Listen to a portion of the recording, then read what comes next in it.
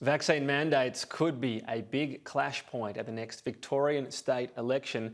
Daniel Andrews says it's inevitable there will be more mandates for booster shots. Victoria's opposition, though, says booster mandates are not the way forward. This is going to be a key part of the election process, considering COVID is still a big part of it. And the opposition leader, Matthew Guy, joins me now for more on this. Thanks for your time. So just to clarify, in terms of your view on mandates, we're talking the third shot and any further boosters. Is there a place anywhere for them in any settings? Well, look, we've said that when it comes to healthcare workers, we're comfortable in those settings. That comes out of national cabinet decisions. Beyond that, we have to get people back to life normal. We can't keep operating about mandating a third, mandating a fourth, mandating a fifth. People want their lives back. We've done the right thing in Victoria. 93, 94% are double vaccinated. And I suspect most of us, the vast majority, will go and get a booster shot. That's good news. We should be encouraging Victorians to get a booster shot. We should be putting mobile facilities in the right locations for people to go and get a booster shot, make it easy. But mandates and rules and governing by fear, I think we are all very tired of that here in Victoria, and the only people who want to pursue that line of policy appear to be the state government. Should employers still be free to set mandates for their workers if they're concerned another variant comes along, it's very, for example, contagious, and they don't want to knock out their whole staff list? Should they be free to do that? Well, employers can do whatever they like through the current laws, workplace laws that exist. But what I don't want to see is a government start to rule by fear and tell all of us that, we're going to mandate it for this industry and mandate it for that industry. Let's move on with life. Let's keep our kids back at school. Let's make sure our hospital system is prepared. Let's remove work from home orders so we actually get our economy going again. Let's try and get ourselves back to live again. That's where we want in Victoria.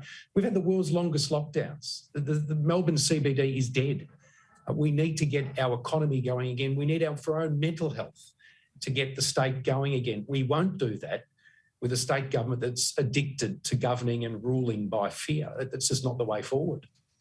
The Premier says there will be mandates because of health advice. What's your response to that? Well, release the health advice. His Chief Health Officer advised him against mandating booster shots just a few months ago. Now, the Premier is saying, I've got health advice saying the opposite. We'll release it.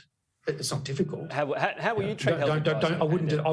I wouldn't take Daniel Andrews' word for it. This is the guy who fronted an inquiry and said, I don't remember 62 times in 30-odd minutes. How about releasing the health advice? Look, I'll tell you one thing we all know, and that is 90-odd%, 93, 94% have been double vaccinated in Victoria. It's pretty clear that on boosters, most of us are going to get that anyway. So we're moving on with our life. The only people who want to keep ruling by fear and decree is the government.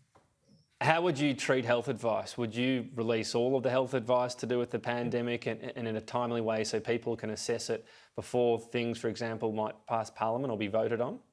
We've already said that we release the health advice, not the health orders, which is what the government releases, but the full health advice. I mean, people ahead of votes? Will it be in real time, essentially, just on a website? Like, how does that actually work in practice? Oh, well, sure we'll work out the fine details when we're in government, but the point is that the health advice should be released. People should see it at the time. And when these decisions are being made, but for instance, timeliness matters too on releasing it, doesn't it? Well, of course it does. And therefore, it's what we've said, that it should be released at the time you're making the announcement, just like around curfews, which there was no health advice, around 5-kilometre limits in Victoria, which there was no health advice. We're the most locked-down city in the world in Melbourne. We want to know that if these restrictions keep occurring or mandates keep being dictated by the state government, that they're at least doing it based on health advice that they're showing us. Okay. Simply saying, trust me, is not good enough when it comes to Daniel Andrews.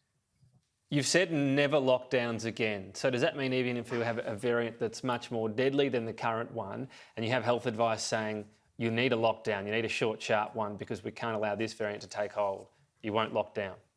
If our health system is not ready after 2 years for any variant that comes along, if we have not got protocols and processes in place to manage variants, and this is now 14-odd variants, Tom, there's not one or two, there's been 14 different variants. If we're not ready, then there's a big problem. spent 2 years to get our health system ready for any variant that comes along. So yes, my view is lockdowns aren't the way going forward. What is the way going forward is treating schools as a bubble, testing people, encouraging and advertising to make sure that people get boosters, and doing this with Victorians, not in spite of them. But I'm just clarifying as to whether or not, as I said, in that situation, you are told the health advice is we will struggle to cope with this for whatever reason, or there will be many more deaths if you don't have some form of lockdown. You're not going to do that no matter what?